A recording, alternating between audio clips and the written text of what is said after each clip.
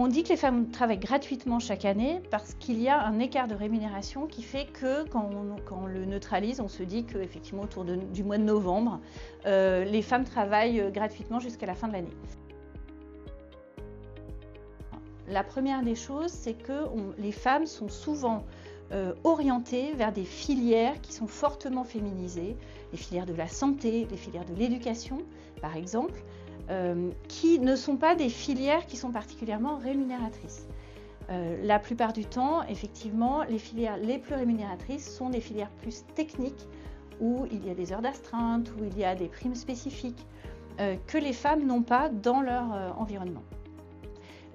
Par ailleurs, l'autre sujet, c'est que les femmes restent cantonnées à des postes subalternes. Donc on a beaucoup moins de femmes, même si elles sont en moyenne plus diplômées que les hommes, elles sont plus absentes en fait des sphères de management et de direction.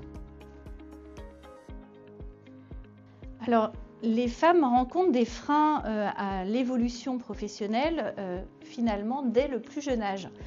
Parce que les petites filles sont par exemple moins interrogées à l'école que les petits garçons. Donc elles ont moins l'habitude de prendre la parole, de s'imposer.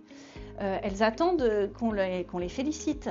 Il ne faut pas qu'elles soient trop présentes. Donc toutes ces caractéristiques qui se trouvent en fait dès le plus jeune âge se retrouvent dans la vie professionnelle.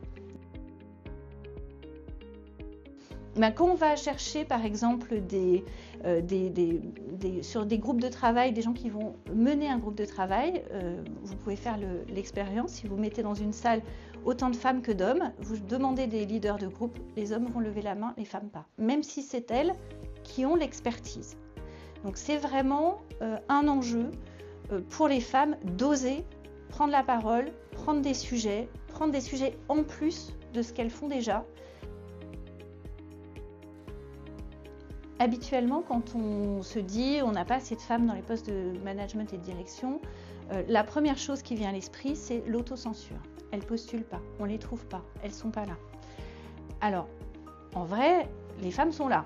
Elles ont les compétences, elles n'ont peut-être pas l'envie de se mettre en avant parce qu'elles ne se projettent pas sur des postes qui sont aujourd'hui sous-représentés en modèle féminin. En tant qu'entreprise, il faut être vigilant à aller les chercher parce que très souvent, en promotion interne, on va repérer les hommes un peu trop tôt et les femmes un peu trop tard. C'est-à-dire qu'on va aller chercher un homme qui a peut-être 70 ou 80% des compétences attendues et du coup, on va le mettre en danger aussi sur un poste de management. Alors qu'une femme, on va attendre qu'elle ait peut-être 120% des compétences pour qu'elle commence à se dire qu'elle est légitime pour progresser. Au moment du recrutement de femmes, le principal biais, c'est le biais de maternité.